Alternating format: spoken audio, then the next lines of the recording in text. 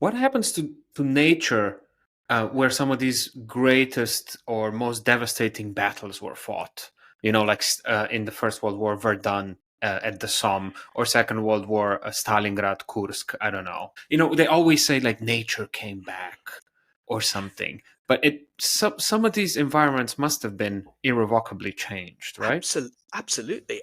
There's a wonderful book by Cal Flynn on these landscapes in ruins. And there's a chapter on the battlefields of the First World War in which she shows that many of them are still toxic.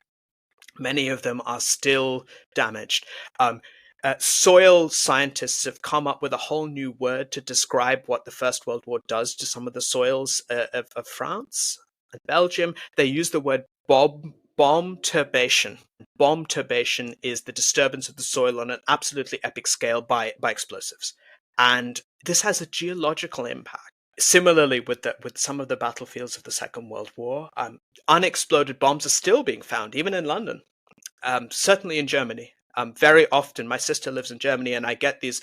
She gets these alerts on the Deutsche Bahn app saying, the train is being paused to find because we found unexploded ordnance.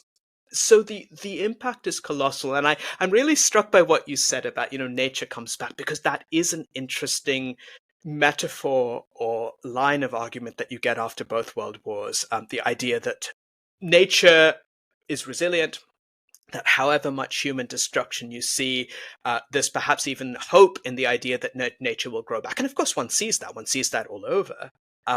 One sees scenes of absolute human devastation. Wildflowers are blooming again. Um, but there's also lasting harm. And the lasting harm is both ecological, and of course, the lasting harm is also psychological.